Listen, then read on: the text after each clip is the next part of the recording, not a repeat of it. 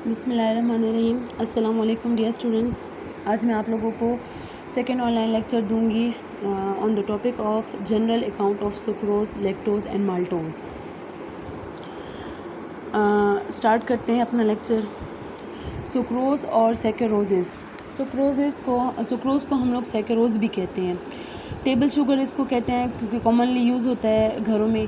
Cane sugar इसलिए क्योंकि गन्ने से बनता है, और बीट शुगर इसलिए क्योंकि चुकंदर से बनता है। अक्रेंस इसकी बताई हुई है कि ये बहुत कॉमन सी शुगर है, किचन में यूज़ होने वाली है, इसलिए इसको हाउस होल्ड शुगर भी कहते हैं। वाइडली डिस्ट्रीब्यूटेड है, सारे फोटोसिंथेटिक प्लांट में पाई जाती है क्योंकि वही इसको सिंथेसाइज करते हैं। और सुक्रोज जो है ना वेरिंग अमाउंट में डिफरेंट प्लांट के ऑर्गन्स में पाई जाती है, सच एस फ्रूट्स में पाई जाती है, जैसे कि पाइनएप्पल में सबसे ज़्यादा अमाउंट इसकी पाई जाती है। मुख्तलिफ सीड्स के अंदर इसकी अमाउंट मौजूद होती है। फ्लावर्स में होता है, फ्लावर के अंदर मोस्टली नेक्टर में पाया जाता है। और इसके अलावा रूट्स में भी पाया जाता है, जैसे कि कैरोट हो गया, जैसे कि हमारे पास शुगर केन वगैरह हो गया। केमिस्ट्री इसकी देखते हैं। It is derived commonly from either sugar cane और बीट, गन्ने या चुकंदर से बनती है। अच्छा, रिफाइनमेंट जब इनका गन्ने और चुकंदर वगैरह का जो हम लोग एक्सट्रैक्ट करते हैं, इसका जूस जो होता है, तो उसका येलो ब्राउन कलर होता है। तो जब इसकी हम लोग रिफाइनमेंट करते हैं तो रिफाइनमेंट से क्या बनते हैं, क्रिस्टल बनते हैं हमारे पास सुक्रोज़ के। वो जो आप लोग घरों में चीनी देखते हैं, उसका जो क्रिस्टल होता है ना, वही क्रिस्टल जो है ना हमारे पास इस सोल्यूशन के नीचे बन के बैठ जाते हैं, और ऊपर येलो ब्राउन कलर का हमारे पास अनरिफाइंड शुगर का एक सोल्यूशन सा रह जाता है ना। तो वो सोल्यूशन के अंदर भी सुक्रोज़ होता है, मगर वो कम अमाउंट में होता है और वो क्रूड होता है। और जो प्योर सुक्रोज़ के क्रिस्टल बनते हैं उसको जो है ना फ़िल्टर कर लिया जाता है, और उसके बाद उसको जो है ना सेल किया जाता है। ये इसकी कमर्शियल प्रिपरेशन थी। This syrup is known as molasses, इसको मोलेसिस कहते हैं। Is also a commercial product and is the least refined form of sucrose. ये भी एक कमर्शियल प्रोसेस है, प्रोडक्ट है। स्वीटन करने के लिए चीज़ों को इस्तेमाल किया जा सकता है, मगर इसके अंदर कम सुक्रोज़ होती है। प्रॉपर्टीज़ इसकी क्या है, वाइट क्रिस्टलाइन सॉलिड है, जैसे कि आप लोग घरों में देखते हैं। सॉल्युबल इन वाटर है। इसका जो मेल्टिंग पॉइंट है वो 180 डिग्री सेंटीग्रेड है, बहुत ज़्यादा हाई मेल्टिंग पॉइंट है इसका। इट मीन्स कि रूम टेम्परेचर पे ये सॉलिड होता है। When heated above its melting point, it form a brown substance known as caramel।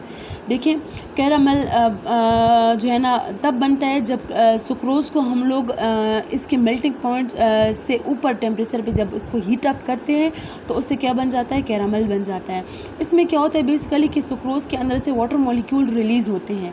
Sucrose के अंदर जो कि 2 मोनोसैकेराइड होते हैं, एक ग्लूकोज एक फ्रक्टोज, उनके अंदर जितने भी OH ग्रुप और H होते हैं तो वो आपस में कंबाइन करके वाटर की फॉर्म में निकलते हैं, और वाटर की एलिमिनेशन की वजह से इसका कलर ब्राउन हो जाता है, और वो जो प्रोडक्ट हमारे पास बनता है उसको कैरामल बोलते हैं। और कैरामल जो होता है वो सुक्रोज से भी ज़्यादा मीठा होता है, टेस्ट में इससे ज़्यादा मीठा होता है कैरामल, इसलिए कैंडीज़ वगैरह में भी कैरामल का इस्तेमाल किया जाता है। तो जो है ना, अगर कैरामल की आप लोग कॉमन एग्जांपल देखना चाहते हैं, आप इसको ऑब्ज़र्व करना चाहते हैं, तो घरों में जब हलवा बनता है उसमें जब घी के अंदर इसी सुक्रोज़ को, चीनी को जब हीट अप किया जाता है, तो बहुत ज़्यादा स्ट्रॉन्ग हीटिंग के बाद उसकी मेल्टिंग जब वो शुरू में मेल्ट कर जाती है तो उसका कलर ऐसे वाइट ही रहता है, लेकिन वो मेल्ट हो जाती है, बिल्कुल फ्लूइड बन जाती है। फिर जब उसको मज़ीद हीट करते हैं, करते तो हीटिंग की वजह से उसके अंदर से जब वाटर मॉलिक्यूल एलिमिनेट होते हैं तो उससे कैरामल बन जाता है, वो ब्राउन कलर का सब्सटेंस, जिससे जो है ना आगे जाकर हलवे का कलर भी ब्राउन आता है। तो बताने का मकसद ये था कि आप लोगों को इसका डेली यूज़ मतलब समझ आ जाए कि कहाँ पे हम इस चीज़ को इस्तेमाल कर रहे हैं।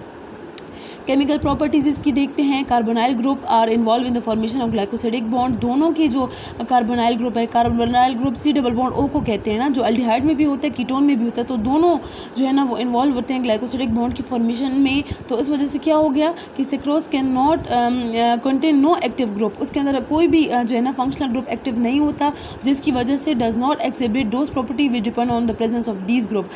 इन ग्रुप्स की वजह से जो प्रॉपर्टीज़ होती हैं वो सारी प्रॉपर्टीज़ सुक्रोज शो नहीं करता, जो कि केमिकल प्रॉपर्टीज़ मैंने आप लोगों के पीछे पढ़ाई थी, जो है ना रेगुलर क्लासेस में आप लोगों के रजिस्टर पे आप लोगों ने नोट की हुई हैं, उनको आप लोग देख सकते हैं। वो कोई भी प्रॉपर्टी सुक्रोज शो नहीं करता।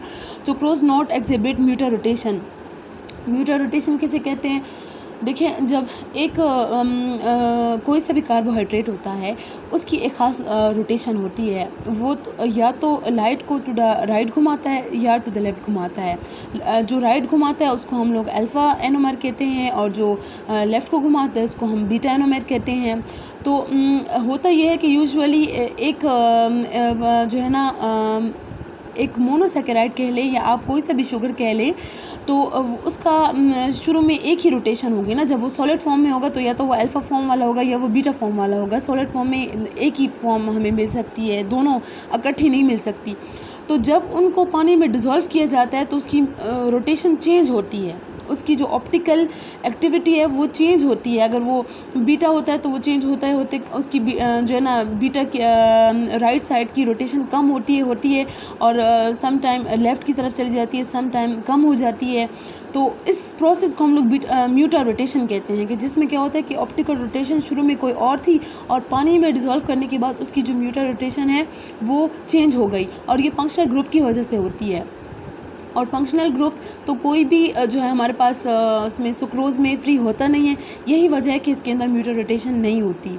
And is not reducing sugar. Reduction भी एल्डिहाइड और कीटोन ग्रुप की प्रॉपर्टी है कि वो रिड्यूस हो सकते हैं, तो वो भी नहीं होती इसके अंदर। It also does not form osazone और ऑक्साइन। ये वाली प्रॉपर्टी मैंने आप लोगों को ग्लूकोज में पढ़ाई थी, आप लोगों के रजिस्टर में लिखी हुई है, आप लोग इसको दोबारा से देख सकते हैं।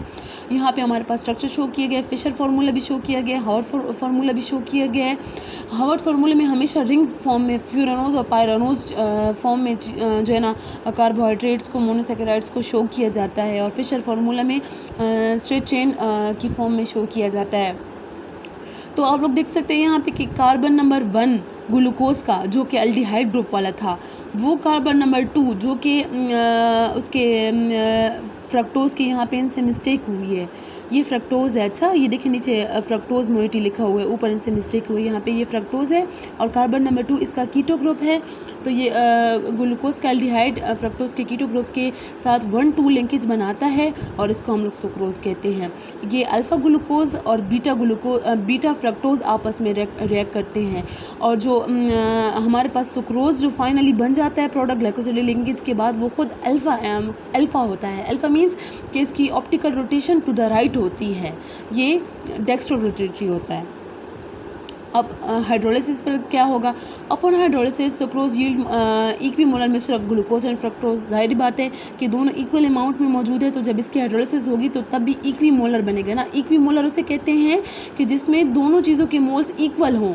मतलब कि अगर ग्लूकोज 2 मोल है तो फ्रक्टोज भी 2 मोल हो, अगर ग्लूकोज 4 मोल है तो फ्रक्टोज भी 4 मोल हो, तो इसको हम इक्विमोलर मिक्सचर कहते हैं, which is often called as invert sugar. इसको इन्वर्ट शुगर भी कहते हैं। वो क्यों कहते हैं? ये तब कहते हैं जब इसकी हाइड्रोलिसिस हो जाए। वो इसलिए कहते हैं क्योंकि मैं अभी आप लोगों को बता चुकी हूँ कि सुक्रोज़ हमारे पास जो है ना वो अल्फ़ा होता है, अल्फ़ा सुक्रोज़ होता है, मतलब कि डेक्स्ट्रो रोटेटरी होता है। और जो हमारे पास जब ये हाइड्रोलाइज होता है तो ग्लूकोज और फ्रक्टोज बनते हैं। ग्लूकोज की ऑप्टिकल जो है ना ये डेक्स्ट्रो रोटेटरी है और फ्रक्टोज बीटा रोटेटरी है। तो इसमें क्या होता है कि अब हाइड्रोलाइज होने के बाद ऑप्टिकल रोटेशन तो हम लोग ग्लूकोज और फ्रक्टोज की देखेंगे। तो देखिए ग्लूकोज की जो डेक्स्ट्रो रोटेटरी वो है ना इसकी डिग्रीज, ये 52.7 डिग्री लाइट को टू द राइट घुमाता है, और फ्रक्टोज जो है ना वो 92 डिग्री टू द लेफ्ट घुमाता है, तो इसलिए ये लिवो रोटेटरी है। तो देखिए अगर इन दोनों को हम आपस में माइनस करें ना, ये देखिए 92 को जब हम माइनस करते हैं 52 में से, तो हमारे पास 39.3 आता है। चूँकि लिवो रोटेशन ज़्यादा है डेक्स्ट्रो रोटेशन से, rotation towards the right is less than rotation towards the left. So इस वजह से क्या होगा कि हमारे पास जो नेट जो मिक्सचर होगा ग्लूकोज और फ्रक्टोज का जो मिक्सचर होगा, उसकी जो नेट रोटेशन होगी वो टू द लेफ्ट होगी, फ्रक्टोज़ की तरफ होगी। इसलिए क्योंकि फ्रक्टोज़ की जो रोटेशन थी ना उसके डिग्रीज ज़्यादा थे, वो बहुत ज़्यादा डिग्रीज में घुमा रहा था लाइट को। और अगर मिसाल के तौर पे इस तरह होता कि ग्लूकोज जितने डिग्री टू द राइट घुमा रहा है, फ्रक्टोज़ उतने डिग्री टू द लेफ्ट घुमाता, तो दोनों एक दूसरे के इफेक्ट को कैंसिल कर लेते और इसकी जो है ना रोटेशन ज़ीरो हो जाती। ऑप्टिकल एक्टिविटी इस सोल्यूशन की इक्विमोलर मिक्सचर की ज़ीरो हो जाती। लेकिन चूँकि यहाँ पर डिग्रीज का फ़र्क आ रहा है, यही वजह है कि जो है हमारे पास ग्लूकोज और फ्रक्टोज़ का मिक्सचर आएगा हाइड्रोलिसिस के बाद, उस सुक्रोज़ की लिवो रोटेशन होगी। और इन्वर्जन इसको इसीलिए कहते हैं कि सुक्रोज़ हाइड्रोलिसिस से पहले हमें डेक्स्ट्रो रोटेटरी था, हमें राइट की साइड पर जो है ना रोटेशन लाइट की दे रहा था, और हाइड्रोलिसिस के बाद अब लेफ़्ट की जानिब होगी, तो इसलिए इसको इन्वर्जन कहते हैं कि लाइट पहले एक जानिब घूम रही थी, अब दूसरी जानिब घूम रही है।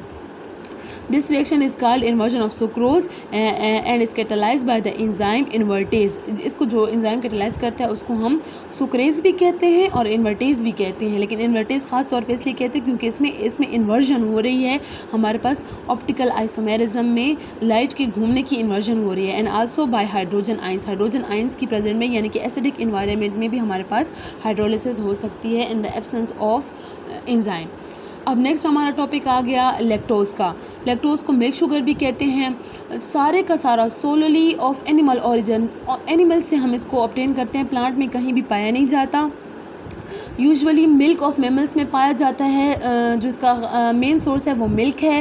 ह्यूमन मिल्क के अंदर 6 to 8% लैक्टोज़ होता है, जबकि काऊ मिल्क के अंदर 4 to 8% होता है। यही वजह कि ह्यूमन मिल्क जो है ना 1.5 टाइम्स स्वीटर होता है काऊ मिल्क से। और found in other parts of the animal body, मतलब किसी भी दूसरे बॉडी पार्ट्स में नहीं पाया जाता एनिमल्स की, सिवाय मेमरी ग्लैंड्स के। मेमरी ग्लैंड्स वाहिद ऐसी जगह है जहाँ ऑर्गन है जहाँ पे इसकी सिंथेसिस होती है। केमिस्ट्री इसकी क्या है? Prepared commercially from the evaporation of crystallization from V by evaporation. V किसे कहते हैं? वी दही के पानी को भी कहते हैं, जब चीज़ बनाया जाता है तो उसका जो पानी होता है उसको भी कहते हैं, या इसी तरह जो भी डेयरी प्रोडक्ट को हम बनाते हैं और उसमें जो वाटर हमारे पास बच जाता है ऊपर की जानिब जो होता है थोड़ा थोड़ा, तो उस वाटर में के अंदर सारे का सारा डिज़ोल्व होता है लैक्टोज़। तो इसलिए बोला कि वी से हम क्या करते हैं कि जितना भी वाटर है उसको एवेपोरेट कर लेते हैं, तो पीछे हमारे पास लैक्टोज़ के क्रिस्टल्स बच जाते हैं। Whey is obtain as a by product in the manufacture of cheese. Mostly cheese से जो है ना इसको किया जाता है, बाई प्रोडक्ट होता है चीज़ का, पानी होता है, ऐसे येलोइश कलर का पानी होता है। चीज़ क्या होता है? चीज़ जब मिल्क का प्रोटीन कर्ड बन जाता है, हार्ड सॉलिड फॉर्म में बन जाता है, तो जो है ना वो प्रोटीन हमारे पास इन द फॉर्म ऑफ चीज़ आ जाता है। इसको सिंथेसाइज करने का अपना तरीका होता है, इसके अपने माइक्रो ऑर्गेनिजम्स के हेल्प से इन सब चीज़ों को ऑब्टेन किया जाता है, योगर्ट को, चीज़ को। और इसके अलावा कर्ड बनने के बाद, चीज़ के बन जाने के बाद जो जितना भी मिल्क का पानी था वो पानी और उसके साथ लैक्टोज़ डिज़ोल्व होता है इन वी, और उससे जो है ना हम लोग क्या करते हैं, क्रिस्टलाइजेशन के ज़रिए लैक्टोज़ को पानी को एवेपोरेट करके और क्रिस्टल ऑब्टेन कर लेते हैं।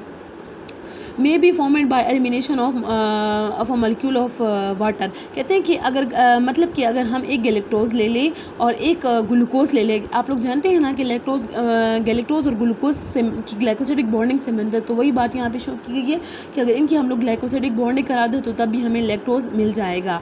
ठीक है। Glucose exist in 3 form, alpha, aldehydo and beta. देखिए ये वाला टॉपिक म्यूटर रोटेशन के अंदर था, लेकिन चूँकि ये वाला टॉपिक आप लोगों के सिलेबस में नहीं था तो उस टाइम मैंने आप लोगों को नहीं पढ़ाया था। मैं अब सरसरी आप लोगों को बता देती हूँ।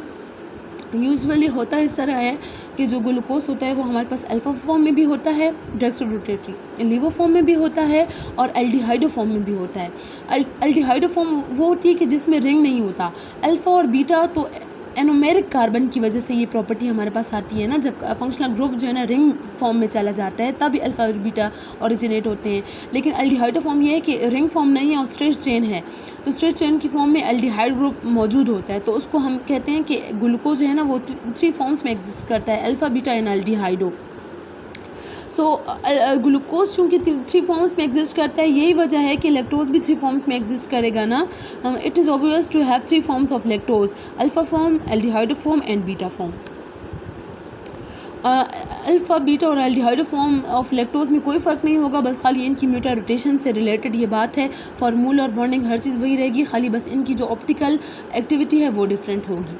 अच्छा, फिशर फार्मूला यहाँ पे शो किया गया है स्ट्रेट चेन वाला। इसमें देखिए अल्फ़ा डी ग्लूकोज है, बीटा डी गैलेक्टोज के साथ जो है ना लिंकेज हो रहा है, 1,4 लिंकेज है, गैलेक्टोज का कार्बन नंबर 1 एल्डिहाइड ग्रुप और ग्लूकोज का कार्बन नंबर 4। अब देखिए इसमें जो हमारे पास ग्लूकोज के उसका जो कार्बन नंबर 1 है एल्डिहाइड ग्रुप वाला, वो हमारे पास जो है ना फ्री है, कार्बन 1 हमारे पास फ्री है, तो इसलिए अब इसका इस फंक्शनल ग्रुप की वजह से डिफरेंट प्रॉपर्टीज़ लैक्टोज की होंगी जो पीछे सुक्रोज की नहीं थी।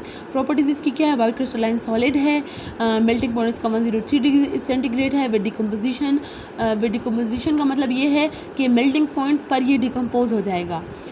मेल्टिंग पॉइंट के बाद कोई चीज़ जो है ना वो लिक्विड में चेंज होती है, लेकिन चूंकि इसी पॉइंट पर इसकी डिकम्पोजिशन भी है, इसलिए बजाय इसके कि लैक्टोज हमारे पास लिक्विड फॉर्म में जाए, इंस्टेड वो क्या होगा, वो डिकम्पोज हो जाएगा into its monomer, into its monosaccharide, glucose और गैलेक्टोज में चेंज हो जाएगा। इट इज़ डेक्स्ट्रोरोटेटरी, ये खुद जो होता है ये डेक्स्ट्रोरोटेटरी होता है, लेकिन मैंने चूँकि आप लोगों को बता चुकी हूँ कि इसकी अल्फा रोटेशन भी होगी, इसकी बीटा रोटेशन भी होगी।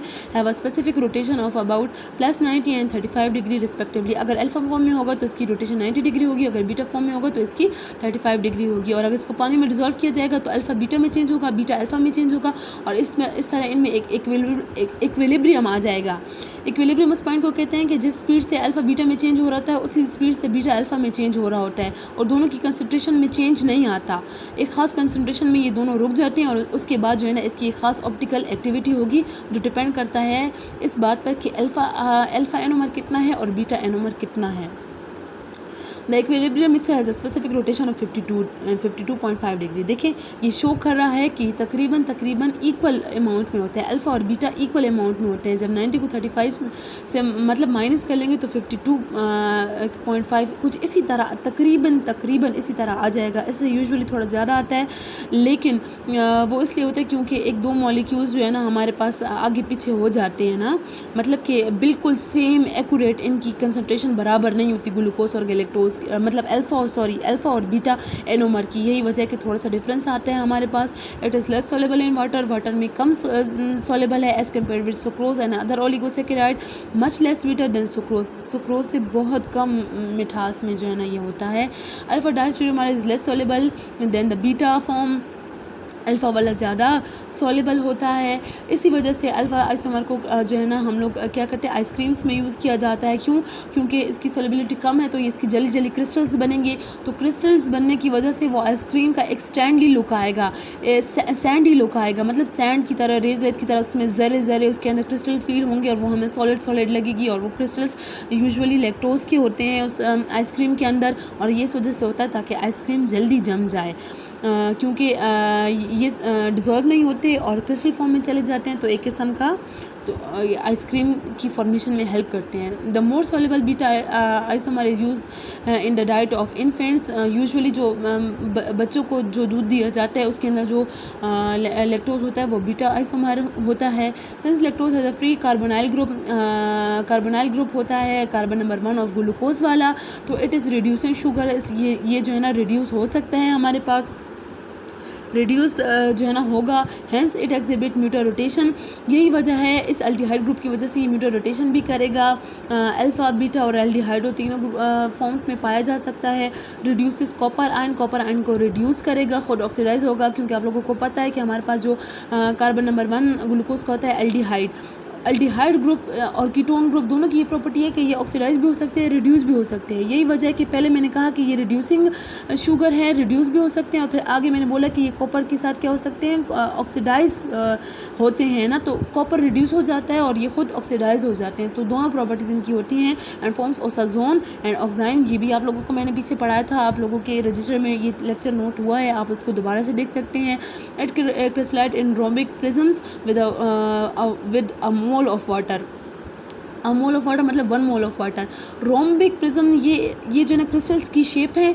आप लोग अगर इसको देखना चाहते हैं तो आप लोगों नेट पे भी इसको सर्च कर सकते हैं। मुझे जल्दी में इसकी स्लाइड नहीं मिली कि मैं आप लोगों के लिए डाल देती कि रोम्बिक स्ट्रक्चर किस तरह होता है, लेकिन आप लोग खुद इसको देख सकते हैं। With a mole of water का ये मतलब है कि जब लैक्टोज क्रिस्टलाइज होगा तो उसके अंदर 1 मोल वाटर का भी होगा, मतलब वाटर के साथ एसोसिएशन में जो है ना ये क्या होता है, क्रिस्टलाइज होता है, इसके क्रिस्टल्स के अंदर वाटर मौजूद होता है। हाइड्रोलिसिस जब इसकी होगी, अब जाहिर सी बात है अपने मोनोमर देगा, हमें मोनोसैकेराइड देगा। अपन hydrolysis with the enzyme lactase वो एंजाइम है जिसको हाइड्रोलाइज करता है। ये equimolar mixture of glucose and galactose. It should be noted that lactose is a beta glycosidase, lactase जो है ना वो बीटा ग्लाइकोसाइडेज है। बीटा ग्लाइकोसाइडेज का ये मतलब है कि बीटा वाले लैक्टोज को जो है ना, बीटा लैक्टोज को ये क्या करेगा, कैटालाइज करेगा, स्प्लिट्स बीटा ग्लाइकोसाइड्स, मतलब कि बीटा वाले लैक्टोज को तोड़ेगा। Hence it is identical with emulsions. Lactose itself can not be, अच्छा इमल्शंस, इमल्सिफिकेशन से मिलता जुलता लफ्ज़ है इमल्सिफिकेशन, इमल्सन से निकला। इमल्शन इससे कहते हैं कि कोई चीज़ डिज़ोल्व ना हो और वो क्या बन जाए, ड्रॉपलेट्स की फॉर्म में आ जाए ना, वो चीज़ के मतलब छोटे छोटे ड्रॉप्स बन जाए। तो यूजुअली होता ये है कि जिस टाइम लैक्टेज एंजाइम मिल्क के ऊपर एक्ट करता है तो उसकी वजह से क्या करते हैं कि मिल्क के छोटे छोटे ऐसे कर्ड्स बन जाते हैं। अगर आप लोगों ने कभी नोट किया हो कि अगर एक छोटा जो बेबी होता है जो कि फीड कर रहा होता है और उसके दौरान अगर वो कभी वोमिट करता है तो आप उसकी वोमिट को देखते हैं कि उसकी वोमिट में जो मिल्क होता है वो बिल्कुल क्लियर मिल्क नहीं होता, बल्कि उसके अंदर क्या होते हैं, इमल्शंस होते हैं। वो यूजुअली होता ये है कि उसकी जो अंदर की जो प्रोटीन होती है ना वो जम जाती है। तो ये उस सिलसिले में जो है ना उसको लिखा गया है। Lactose itself can not be absorb from the intestine into the blood stream, directly absorb नहीं हो सकता है, इसको हाइड्रोलाइज करना ज़रूरी है, तो इसलिए लैक्टेज एंजाइम हाइड्रोलाइज कराएगा और ये सिक्रीट होता है by the intestinal mucosal cells, मतलब जो इंटेस्टाइन के अंदर म्यूकोसल सेल्स होते हैं तो वो इसको सिक्रीट करते हैं। Milk is the universal food for new borns mammals है और बेस्ट फूड है, यूनिवर्सल इसलिए क्योंकि इसके अंदर प्रोटीन भी पाई जाती है, मिल्क प्रोटीन, इसके अंदर विटामिन ए, विटामिन डी पाया जाता है, इसके अंदर कार्बोहाइड्रेट, ना कि सिर्फ मतलब लैक्टोज बल्कि और भी ओलिगोसैकेराइड्स मिल्क के अंदर पाए जाते हैं, लेकिन वो कम होते हैं। ज़्यादा सबसे ज़्यादा अमाउंट जिस ओलिगोसैकेराइड की होती है वो हमारे पास लैक्टोज होता है मिल्क के अंदर, और इसके अलावा वाटर भी जो है ना हमारे पास मिल्क में होता है, तो मिल्क को इसलिए यूनिवर्सल फूड कहा गया है न्यू बॉर्न मैमल्स के लिए। अच्छा, कुछ एडल्ट ह्यूमन ऐसे होते हैं कि वो लैक्टोज के लिए इनटॉलरेंट होते हैं, कैन नॉट डाइजेस्ट मिल्क, इसको डाइजेस्ट इसलिए नहीं कर सकते क्योंकि उनके अंदर क्या होती है, उनके इंटेस्टाइन लैक्टेज को सिक्रेट नहीं करता। या इस तरह कह सकते हैं कि अगर वो म्यूटेशन की वजह से हो रहा है, डीएनए के अंदर म्यूटेशन हो जाती है और वो वाला जीन जो लैक्टेज एंजाइम की सिंथेसिस को कोड कर रहा होता है उसके अंदर इस तरह म्यूटेशन होती है कि जो लैक्टेज बनता है तो लेकिन वो ठीक नहीं बनता, वो इस तरह से बनता है कि बजाय इसके कि लैक्टोज के दो टुकड़े करे, ग्लूकोज और गैलेक्टोज के, वो क्या करता है इसके बहुत छोटे छोटे टुकड़े कर देता है, कार्बन दो कार्बन के टुकड़े, तीन कार्बन के टुकड़ों को मतलब बिल्कुल ही इसको तोड़ देता है। ग्लूकोज और गैलेक्टोज का नाम ही नहीं रहता, सारे कार्बन के टुकड़े होते हैं, जिसकी वजह से क्या होता है कि it is characterised by abdominal bloating, पेट फूल जाता है, बाहर की तरफ आ जाता है, क्रैम्प्स आते हैं, मतलब झटके आते हैं, फ्लैचुलेशन होती है, कोलिक पेन होता है, बहुत ज़्यादा इंटेस्टाइन में पेन होता है, एबनॉर्मल इंटेस्टाइनल फ्लो होता है, मतलब इंटेस्टाइनल फ्लो का मतलब कि डायरिया सी कंडीशन होती है कि बहुत जल्दी जो है ना वो होता है। और क्या ये क्यों हो रहा है, इसलिए क्योंकि चूँकि लैक्टेज ने लैक्टोज को बहुत छोटे छोटे टुकड़ों में कर दिया है ना, तो उसकी वजह से क्या होता है कि इंटेस्टाइन के अंदर का पानी बाहर की तरफ निकलता है।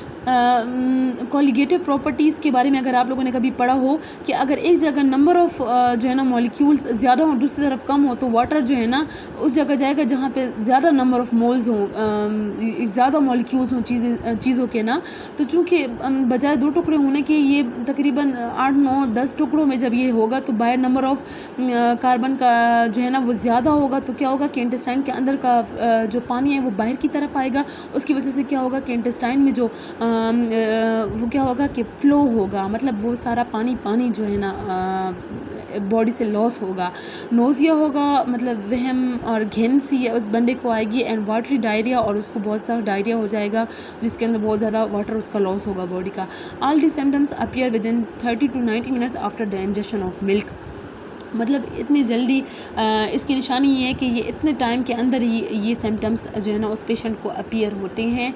और अगर कोई बंदा ऐसा बंदा मिल्क को इंजेस्ट कर ले तो उसको कंट्रोल करने का तरीका ये है कि जो है ना उसको कोई फर्मेंटेड प्रोडक्ट दे दिया जाए, तो उस फर्मेंटेड प्रोडक्ट की वजह से जो है ना उसकी कंडीशन ठीक हो जाती है।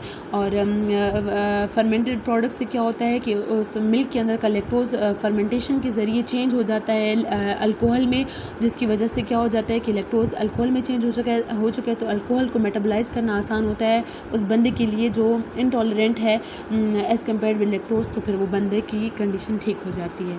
आज के लेक्चर के लिए इतना काफ़ी था, इंशाल्लाह फिर मिलेंगे, तब तक के लिए अल्लाह हाफ़िज़।